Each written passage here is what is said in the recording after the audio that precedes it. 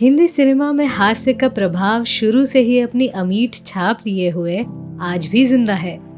बिना हास्य के फिल्म की कल्पना भी बेमानी सा मालूम जान पड़ता है। राज कपूर ने 50 के दशक में अपनी बात कहने के लिए चार्ली चैपलिन के किरदार को पर्दे पर कॉपी करना शुरू किया था। यही नहीं, महमूद और जॉनी वॉकर जैसे कलाकारों ने अपने नैसर्गिक हास्य से सिनेमा को जीवित बनाने में कोई कसर नहीं छोड़ी। इसी क्रम में एक और नाम जुड़ता है देवेन वर्मा का। आप तो ऐसी बातें करते हैं जैसे बाहर का खाना खाया ही नहीं। पूछ अपनी माँ से। ठीक ही तो कहत रहे तुहार बाबूजी। शादी से पहले अपनी माँ के हाथ का खाते रहे और शादी के बाद तेरी माँ का हाथ का खाते रहे, और वो भी असली घी का। हाँ रोज 10 किलो घी खाते रहे तुहार बाबूजी। लेकिन मुझे असली घी की तो जरूरत ही नहीं है। मेरी शादी कहाँ हुई है? अरे तो काहे करत नहीं है शादी? कौन रोकत है? हाँ, वो अपने बिरादरी के घसीटे राम दुधवाले हैं ना, उनकी बेटी का रिश्ता आया है।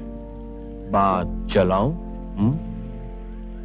हास्य अभिनेता देवेन वर्मा ने अपने जीवन में 149 फिल्मों में काम किया। इन फिल्मों में गोलमाल, अंगूर, खट्टा मीठा, नास्तिक, रंग बिरंगी, दिल और जुदाई जैसी प्रमुख फिल्में शामिल हैं। उनके सिनेमा हास्य का वो पुट दिखाई देता है मानो वो नैसर्गिक है। उनके अभिनय में कहीं से कोई भौंडापन नहीं दिखाई देता है। देवेन ऐसे कलाकार थे जो खुद सिनेमा से रिटायर हो गए क्योंकि उनका मानना था कि सिनेमा के वर्तमान परिस्थितियों के लिए वो फिट नहीं है।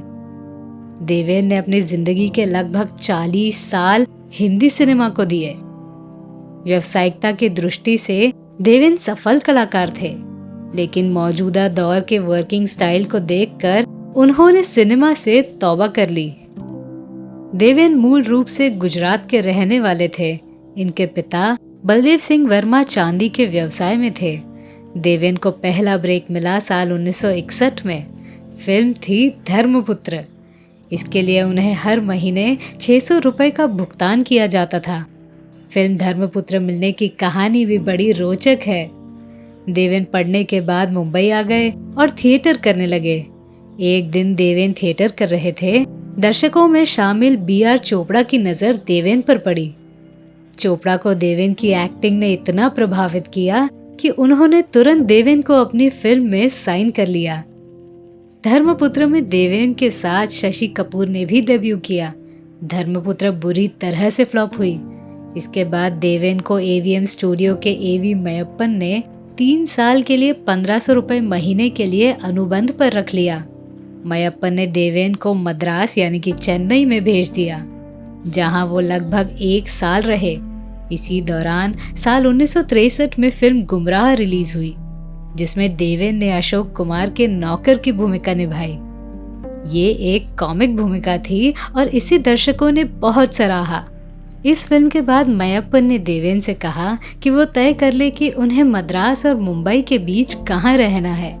देवेन ने फैसला किया कि उन्हें वापस मुंबई जाना है, और इस तरह देवेन 1 साल के बाद मुंबई के सिनेमाई दुनिया में वापस लौट आए। गुमराह के बाद देवेन ने साल 1964 में एक्ट्रेस मुमताज के साथ फिल्म कव्वाली की रात की। ये मुमताज की पहली डेब्यू फिल्म थी। इसके बाद देवेन ने साल 1966 में देवर और अनुपमा नाम की फिल्में की। देवेन को सफलता तब मिली जब साल 1975 में उन्होंने चोरी मेरा नाम में अभिनय किया। इस फिल्म के लिए देवेन को पहली बार फिल्म फेयर पुरस्कार मिला। ये एक सुपरहिट फिल्म थी। इस सफलता के बाद देवेन के पास प्रोड्यूसरों की लाइन लग गई। आलम यह था कि देवेन एक समय में एक साथ 16 फिल्मों में काम कर रहे थे।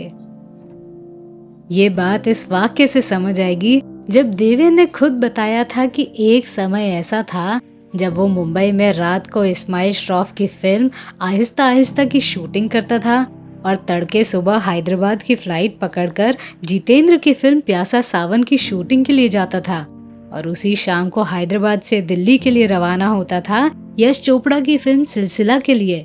उसके बाद फिर इस्माइल श्रॉफ की फिल्म के लिए मुंबई वापस आता था।